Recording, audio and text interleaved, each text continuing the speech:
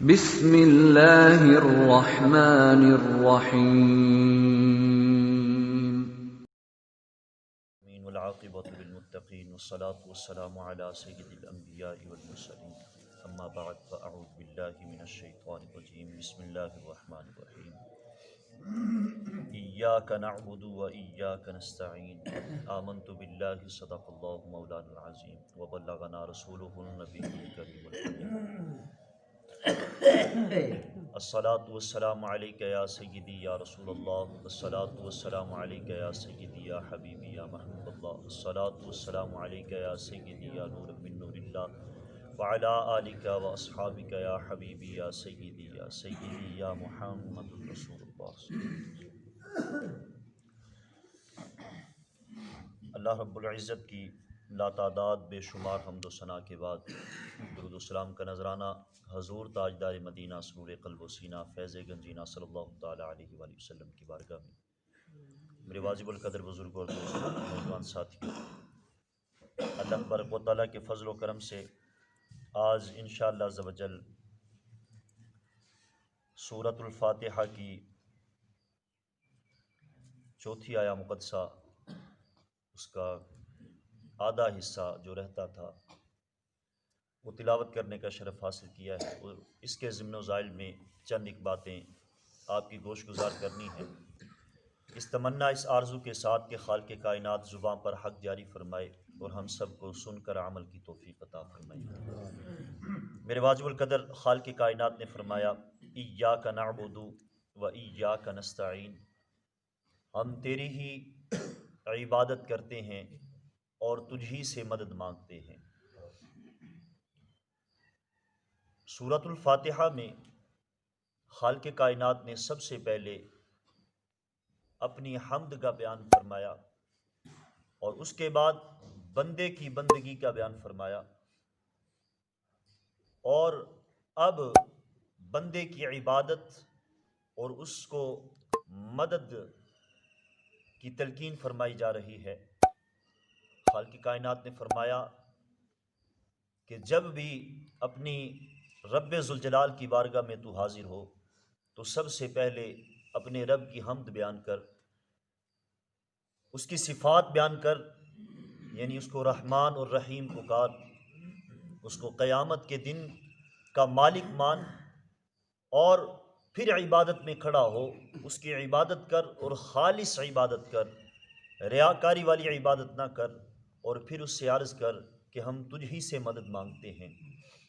میرے عزیز محترم، ایاک نستعین، اس کے ضمن و ذائل میں چند ایک باتیں آج لے کے حاضر ہوا ہوں۔ ایاک نستعین خالصتاً، تجھ ہی سے مدد مانگتے ہیں یا الہ العالمین، تیرے علاوہ ہماری مدد کرنے والا کوئی نہیں، خالص تو ہی ہے، تجھ ہی سے مدد مانگتے ہیں۔ یا اللہ، ہم تجھے مانتے ہیں، ہم مشرک نہیں کہ بعض چیزوں میں تجھ سے مدد مانگے اور بعض چیزوں میں کسی اور کو یا بتوں کو اپنا مددگار ہم محسوس کریں۔ ہم خالصتاً تجھ ہی سے مدد مانگتے ہیں، اور ہمارا یہ عقیدہ ہے کہ جو بھی مدد کرتا ہے وہ رب ذوالجلال کی ذات ہی کرتی ہے، اللہ تبارک و تعالیٰ کے علاوہ کسی کی مدد نہیں۔ ہاں، اگر بعض اوقات کوئی بندہ ہماری مدد کر دے تو ہمیں یہ نہیں سوچنا چاہیے، ہمیں یہ گمان نہیں کرنا چاہیے کہ بندہ جو ہے وہ ہمارا معبود ہے، نعوذ باللہ من ذالک۔ بندے کے دل میں رحم آیا، اس نے ہماری مدد کر دی، اور یہ رحم ڈالنے والی ذات کون؟ یہ مدد کروانے والی ذات کون؟ اس کا دل تیری طرف مائل کرنے والی ذات کون؟ اگر وہ ذات ہے تو وہ رب العالمین کی ذات ہے۔ تو اس وجہ سے ہم خالصتاً تیری ہی عبادت کرتے ہیں اور خالصتاً تجھ ہی سے مدد مانگتے ہیں۔ بعض لوگ جو ہیں، علماء کرام نے اس کی تھوڑی سی تفسیر یہ لکھی ہے۔ علماء کرام فرماتے ہیں کہ مدد جو ہے خالق کائنات کی ہی ذات فرماتی ہے، لیکن مدد دو طریقے کی ہوتی ہے۔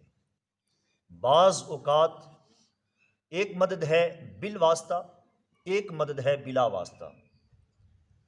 جیسے پہلے میں نے تھوڑی سی اس کی بھی وضاحت کی ہے پچھلے آیتوں میں، الرحمن الرحیم، اس کی تفسیر میں اس کی تھوڑی سی وضاحت کی ہے، تھوڑی سی اور اشارہ کرتا جاؤں۔ بلا واسطہ جیسے ہم نے کچھ مانگا نہیں، خالق کائنات نے فقط اپنی رحمت سے عطا کر دیا۔ اپنے جسم پہ غور کر لے، ہم نے آنکھیں مانگی نہیں، خالق کائنات نے یہ نعمت عطا کر دی۔ ہم نے زبان مانگی نہیں، لیکن خالق کائنات نے زبان عطا کر دی۔ ہم نے یہ جسم مانگا نہیں، یہ چہرہ مانگا نہیں، لیکن خالق کائنات نے اتنا خوبصورت جسم، اتنا خوبصورت چہرہ ہمیں عطا کر دیا۔ بن مانگے خالق کائنات نے فقط اپنی رحمت سے عطا کر دیا۔ لیکن بعض اوقات مدد اسی کی ہوتی ہے لیکن بالواسطہ ہوتی ہے۔ وہ کیسے؟ کہ خالق کائنات کی مدد سے ہی تو ماں کے پیٹ میں پلا، خالق کائنات کی مدد سے ماں کے وسیلے سے تو دنیا میں آیا، ماں باپ کے وسیلے سے تیری پرورش ہوئی۔ اگر تو بیمار ہوا تو ڈاکٹر حضرات کے وسیلے سے تیری وہ بیماری دور ہو گئی۔ اگر تیرے اوپر غربت لاحق ہوئی، غربت آ گئی، تو تیرے مسلمان بھائیوں نے تیری مدد کی، تیری وہ غربت دور ہو گئی۔ کسی قسم کی پریشانی آئی، تیرے بھائیوں نے تیرا ساتھ دیا، تو تیری وہ پریشانی حل ہو گئی۔ تو یہ مدد جو ہے یہ خالصتاً ہے رب ذوالجلال کی طرف سے، لیکن مدد کے طریقے اس کے علیحدہ ہیں، بعض اوقات بلا واسطہ اور بعض اوقات بالواسطہ۔ اگر تیرا جسم بیمار ہو گیا تو اس کے لیے ڈاکٹر حضرات بیٹھے ہوئے، وہ تیرے جسم کو ٹھیک کر دیں گے۔ لیکن جس وقت علماء کرام فرماتے ہیں کہ انسان کا نفس پلید ہو جائے، انسان کا دل بیمار ہو جائے، تو اس دل کے لیے بھی اللہ تبارک و تعالیٰ نے حکیم رکھے ہیں جو روحانی حکیم ہیں۔ جسمانی حکیم کا ہم انکار نہیں کرتے، اسی طریقے کے ساتھ جو روحانی حکیم ہیں ان کا بھی انکار نہیں کرنا چاہیے۔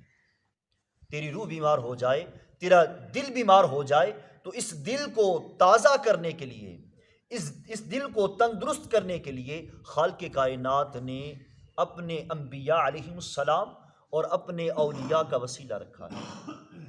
جیسے ہم ڈاکٹروں کا، حکیموں کا انکار نہیں کرتے، اسی طریقے کے ساتھ انبیاء علیہم السلام اور اللہ تعالیٰ کے نیک برگزیدہ بندے جو ہیں، جو ان کی طرف سے اگر مدد آ جائے، تیرا مردہ دل زندہ ہو جائے ان کی نگاہ کرم سے، تو اس کا بھی انکار نہیں کرنا چاہیے۔ یہ صرف اپنی سمجھ ہے، یہ سمجھ میں فرق ہے۔ ہمارے اندر یہ بیماری ہے کہ ہم جسمانی ڈاکٹر کا اقرار کرتے ہیں، لیکن روحانی جو ہے ہمیں مرض لاحق ہو جائے، ہمارا دل بیمار ہو جائے، تو اس کا ہم انکار کرتے ہیں۔ ہم کہتے ہیں کہ صرف خالصتاً اللہ سے ہی مانگنا چاہیے۔ میرے عزیز محترم، چھوٹی سی ایک مثال میں قرآن پاک کی روح سے عرض کر دوں۔ خالق کائنات نے کئی مقامات، ہم یہ نہیں کہتے کہ غیر خدا سے مدد مانگنا یہ شرک ہے، یہ صرف اصلاحاً میں عرض کرنے لگا ہوں۔ خالق کائنات نے فرمایا وَاسْتَعِینُوا بِالصَّبْرِ وَالصَّلَاةِ، مدد طلب کرو نماز سے اور صبر سے۔ اب یہ نماز اور صبر یہ ہمارے رب نہیں، یہ غیر خدا ہیں۔ کئی مقامات، کئی مثالیں قرآن پاک کے اندر موجود ہیں۔ میرے آقا علیہ الصلوۃ والسلام کے اصحاب میں سے ایک صحابہ کی جماعت کا نام انصار ہے، اور عیسائیوں کا نام نصارہ ہے قرآن پاک میں۔ تو اگر انصار کا لفظی معنی ہے مدد کرنے والا۔ مدینہ میں جب ہجرت کے وقت صحابہ اکرام مکہ سے جو گئے، جنہوں نے مدینہ سے ان کی مدد کی، ان کو انصار مدینہ کہا جاتا ہے۔ ان کا نام رکھنے والی ذات جو ہے وہ آقا علیہ الصلوۃ والسلام ہیں، ہم ان کا انکار نہیں کر سکتے۔ ان کو انصاری کہتے ہیں۔ اس کا ہم انکار نہیں کرتے. کس وجہ سے؟ اگر غیر خدا سے مدد طلب کرنا شرک ہوتا نعوذ باللہ من ذالک، تو پھر آقا علیہ الصلاۃ والسلام اپنے ان صحابہ کا نام، اس جماعت کا نام انصار کبھی نہ رکھتے. یہ اپنی عقل کی بات ہے. بے شمار دلائل موجود ہیں، بے شمار دلائل. لیکن میرا یہ موضوع نہیں، صرف اشارتاً عرض کیا. وَإِيَّاكَ نَسْتَعِينُ خالصتاً ہم تجھ ہی سے مدد مانگتے ہیں. مدد کرنے والی ذات وہی ہے، مدد کرنے والی ذات وہی ہے، لیکن مدد کرنے کے طریقے ہیں، بعض اوقات بلا واسطہ، بعض اوقات بالواسطہ. یہاں ایک لطیفہ یاد آ گیا. ایک بندہ بزرگ اللہ کے ولی کے مزار پہ بیٹھا ہوا ہے اور عرض کر رہا ہے، اے اللہ کے بندے، اے اللہ کے نیک ولی، مجھے دولت عطا کر، مجھے پیسوں کی ضرورت ہے، مجھے پیسے عطا کر. مانگنے کا ڈھنگ ہوتا ہے، طریقہ ہوتا ہے. بعض اوقات انسان کے پاس دل میں طلب ہوتی ہے لیکن الفاظ موجود نہیں ہوتے کہ میں کن لفظوں کو ملا کر اس خالق کائنات سے مانگوں. ہاتھ ایسے پھیلایا ہوا ہے ہوا میں اور مانگ رہا ہے، اے اللہ کے ولی، میں تیرے دربار پہ آیا بیٹھا ہوں، تیرے میزار پہ آیا بیٹھا ہوں، مجھے تو رقم عطا کر، مجھے پیسے عطا کر. پاس سے ایک بندہ ایسا گزرا جو اللہ کے ولی کے ماننے کا انکار کرتا تھا. اس نے کہا اس نے کیا دینا ہے، اپنی جیب میں ہاتھ ڈالا اور 100 روپیہ یا 1000 روپے کا نوٹ اس کے ہاتھ پہ رکھ دیا. اس سے کیا مانگتا ہے، یہ لے، میں نے تیری مدد کر دی.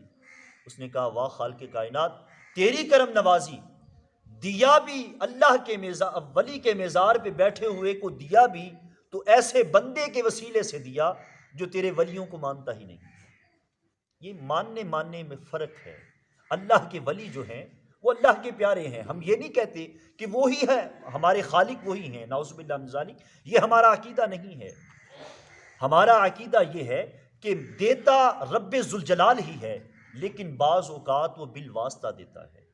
ہمارا یہ جسم جو ہے وہ اس قابل نہیں ہوتا، ہماری دعا، ہماری عبادت اس قابل نہیں ہوتی کہ ہم اس خالق کائنات کی بارگاہ میں کچھ عرض و معروض کر سکیں. تو پھر کیا ہوتا ہے، ہم اللہ کے ولیوں کے وسیلے سے، اللہ کے نبیوں کے وسیلے سے ہم جب مانگتے ہیں، خالق کائنات نے دعائی الفاظ جو نماز میں ہم ہر وقت یہ دعا مانگتے ہیں، رب جعلنی مقیم الصلاۃ ومن ذریتی ربنا وتقبل دعا ربنا اغفر لی، یہ جمع کے لفظ جو ہم مانگ رہے ہیں، اجتماعی دعا جو ہے، میرے حضور علیہ الصلاۃ والسلام نے فرمایا اجتماعی دعا جو ہے وہ ہر حالت میں قبول ہوتی ہے. اس کی وجہ علماء کرام نے یہ بھی بیان فرمائی کہ اجتماعی دعا میں اس کی قبولیت میں سبب یہ ہوتا ہے کہ کبھی بعض اوقات مانگنے والے کی دعا قبول نہیں ہوتی، لیکن اس مجمع میں کوئی بندہ اللہ کا ولی ایسا بیٹھا ہوتا ہے کہ اس کی آمین کے وسیلے سے اللہ تبارک و تعالیٰ دعا قبول فرما لیتا ہے. بعض اوقات ایسا بھی ہوتا ہے. تو میرے عزیز محترم، مدد خالق کائنات کی ہے، لیکن بالواسطہ بھی ماننی پڑے گی کہ اللہ تبارک و تعالیٰ مدد کرتا ہے، بالواسطہ بھی مدد فرماتا ہے اور بلا واسطہ بھی مدد فرماتا ہے. اللہ تبارک و تعالیٰ کی بارگاہ میں دعا ہے خالق کائنات چند معروضات، چند ملفوظات اپنی پاک بارگاہ میں قبول و منظور فرمائے. اللہ تبارک و تعالیٰ قرآن پاک کو سمجھنے کی، سمجھ کر عمل کرنے کی توفیق عطا فرمائے. آمین آمین ثم آمین. وآخر دعوانا ان الحمدللہ.